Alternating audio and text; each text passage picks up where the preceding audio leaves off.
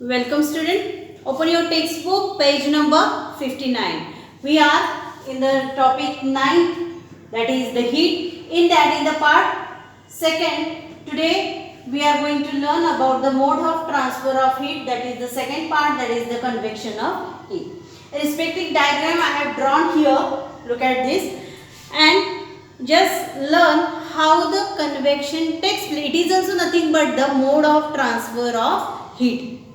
How it takes place, that's we are going to learn with this experiment. Apparatus are beaker, stand, burner, then crystals of potassium and tripod. Okay, these are the requirement. Now, what is the procedure of this experiment? I have taken a beaker, it is filled with the water. Okay, then I pour crystals of potassium permanganate in that solution or in the water, and this keeper kept in a burner kept on a tripod and giving a heat by the burner. After some time, when this water in the beaker starts to boil, a purple colored fumes are or the streams are going out upward and coming back to the bottom, that we see. Means these are the vapors that turns again and turns here like this. These are nothing but the convectional current.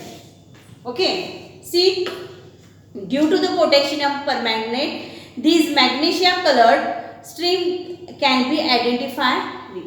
Means if जर आपण नुसतंच पाणी घेतलं असतं तर आपल्याला तुम्हाला त्या वाफा ज्या आहेत त्या पांढऱ्या चटकन लक्षात दिसल्या नसत्या. म्हणून त्याच्याऐवजी काय केलेलं आहे आपण, क्रिस्टल्स ऑफ पोटॅशियम परमॅंगनेट, जे हे पर्पल रंगाचंच असतं आणि त्याच्यामुळे तुम्हाला पर्पल कलरच्या ज्या वेपर्स आहेत त्या लगेच आयडेंटिफाय करता येतात. When heating begins, the water near the bottom becomes warm and its density decreases. As a result, it moves upward and replaced by the cold water. आता हे करंट कसं, आता फॉर एक्झाम्पल बघा, हा एक वॉटरचा स्रोत आहे आणि इथं आपण हिटिंग केलेलं आहे असं समजा. थोडक्यात मी दाखवते. हां, ज्यावेळी पाण्याचा हा लेअर आहे, हा लेअर मधले जे पार्टिकल्स आहेत हे काय होतात, वॉर्म होतात. वॉर्म झाल्यानंतर ते काय होतात, लाइटरी वेट होतात, बरोबर आहे, आणि त्याची डेन्सिटी काय होते, डिक्रीज होते. As a result they goes into the upward direction. हलके झाल्यामुळे ते काय होतात, वरच्या दिशेनं जातात आणि वरच्या थरातील जो हेवियर पार्टिकल आहे तो पार्टिकल काय होतो, हिच्या खाली पुन्हा येतो. अशा पद्धतीनं हा कन्व्हेक्शनल करंट जो आहे, हा करंट इथं झालेला आपल्याला दिसून येतो, बरोबर आहे. बघा, in this manner, as a result, it moves upward and replaced by the cold water coming from the above. In this manner, heat is transferred by means of current. Heat is transferred by means of current called as a convection current. This process is called as a convection of heat. आता याचाच एक दुसरं उदाहरण म्हणजे हे जे हवे इथले, म्हणजे आता समजा या बीकरमध्ये, आता हा असा बीकर असता तर हा जो वरचा लेअर आहे इथं पटकन पहिल्यांदा उष्णता मिळणार नाही. उष्णता कुठं मिळणार, पहिल्यांदा ह्या लेअरला मिळणार. इथले हे जे पार्टिकल्स आहेत हे हीट ॲब्सॉर्ब केल्यामुळे लाईट होतात आणि ते वरच्या दिशेनं मूव्ह होतात आणि वरच्या दिशेचे जे आहेत हे सगळे खाली रिप्लेस होतात. हे these are the heavier particles. These are the heavier particles and so they transfer into this one. In this way, the current is formed in the water and the water starts to boil. This method is called as a convection of heat by means of convection current. Okay. आता हे जे example दुसरं द्यायचं झालं तर आपण AC लावतो पहा, बरोबर आहे. एसीचं मशीन जे आहे किंवा एसी जो असतो तो वरच्या दिशेला लावतो. ज्यावेळी तुम्ही काय करता, लाईट ऑन करता किंवा हे ऑन करता तुम्ही, काय बरं, एसी ऑन करता त्यावेळी पहिला जो झोत असतो तो वरचा जो पार्टिकल आहे हा पार्टिकल काय करतो, जो आता टेम्परेचरला आहे तो कूल होतो. कूल झाल्यामुळं काय होतं, तो हेवियर होतो आणि तो हेवियर झालेला पार्टिकल खाली येतो आणि खालची हवा वर लायटर असल्यामुळे ती वर जाते. अशा पद्धतीने तिथे सुद्धा कन्व्हेक्शनल करंटच होत असतं आणि त्यामुळे मग हळूहळू ती रूम तुम्हाला गार झालेली दिसून येईल. Okay, this is about the convection of the current. Now आता आपण बघणार आहोत radiation. Third one mode of transfer of heat, that is the radiation.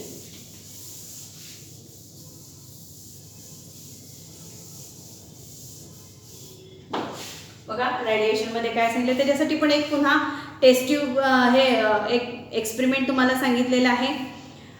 A test tube, a piece of ice, page number 60. Open your text book, page number 60. A test tube, a piece of ice, wire gauze, a burner, a candle etcetera. आता जशी आकृती दाखवलेली आहे त्या आकृतीप्रमाणे रचना केलेली आहे. एक taste tube घेतलेली आहे आणि या टेस्ट ट्यूबमध्ये काय घेतलेलं आहे आपण, ice wrapped in a wire gauze. एका जाळीत गुंडाळलेला एक बर्फाचा तुकडा आहे तो आपण ह्याच्यामध्ये टेस्ट ट्यूबमध्ये घातलेला आहे आणि त्याच्यावर बॉइलिंग वॉटर घातलेलं आहे. आणि ही जी टेस्ट ट्यूब आहे ही टेस्ट ट्यूब होल्डरच्या साहाय्यानं बर्नरवर धरलेली आहे. दिसते का बघा, म्हणजे काय घेतलेलं आहे, एक टेस्ट ट्यूब घेतलेली आहे. बरोबर,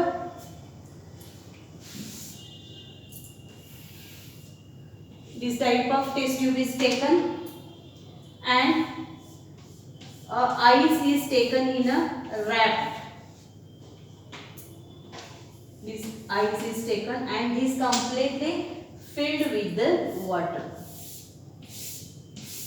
Okay, this test tube is completely filled with the water and it is in a holder, taken in a holder and given heat to the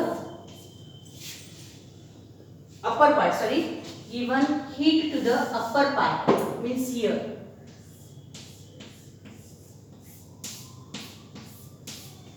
Given a heat to this part. Okay, what happened then? See, heat the upper part of the test tube, stop heating when the water starts boiling. When we heat this water starts to boil. Then observe the piece of ice at the bottom. The heat does not reach the bottom even though the upper part is heated. How does this happen? The density of water decreases due to the heating. Therefore it cannot sink at the process of convection does not occur. म्हणजे ही इथं जी आहे ही कन्व्हेक्शनची process इथं होत नाही. इथं जे पाणी होतं हे काय झालं, बॉईल झालं, पण ह्याची डेन्सिटी काय झाली, डिक्रीज झाली. डेन्सिटी म्हणजे घनता काय झाली, कमी झाली. बरोबर आहे. आणि हे इकडच्या दिशेला जे आहे ते खालच्या दिशेला काय झालं, upper the heat does not reach the bottom even though the upper part is heated. म्हणजे जरी वरचा भाग जरी उकळलेला असला तर ती जी उष्णता आहे ती बॉटम पर्यंत येऊ शकत नाही, कारण ते वॉटरची डेन्सिटी आहे ही हिटिंगमुळे काय झाली, डिक्रीज झालेली आहे. Therefore it cannot sink and process of convection does not takes place. Process म्हणजे जे कन्व्हेक्शनल करंटनं आपण जे बघतो ते करंटच्या द्वारे इथं कन्व्हेक्शन होत नसल्याचं आपल्याला दिसून येतं. दुसरा एक एक्सपेरिमेंट दिलेला आहे बघा रेडिएशनसाठी. एक fire, light a candle and stand it upright. Hold your hands on its two sides at the same distance from the candle. Bring them closer. What do you feel? Have you warm yourself near a bonfire or the morning sun in a winter? The sun is millions kilometers away from us. There is no air between sun and the earth, and earth's atmosphere is only a thin layer of air closest to earth. म्हणजे आता याच्यामध्ये काय सांगितलेले बघा, एक मेणबत्ती पेटती घेतलेली आहे आणि तिच्या दोन्ही बाजूने आपण तळ हात, म्हणजे आता समजा इथं मेणबत्ती असेल अशी, तर ह्याच्या जवळपास आपण जर असे हात घेतले आणि जर आपल्या हाताला आपण थोडे जवळ आणले तर काय जाणवतं, तर शेकोटीजवळ किंवा सकाळी कोवळ्या उन्हात आपल्याला आपलं शरीर जे आहे हे गरम झालेलं दिसून येतं. म्हणजे सूर्य आपल्यापासून लाखो किलोमीटर दूर आहे. बरोबर आहे. आणि सूर्य आणि पृथ्वी यांच्या दरम्यान हवाही नाही आहे, पण हवेचा थर पृथ्वी लगतच आहे.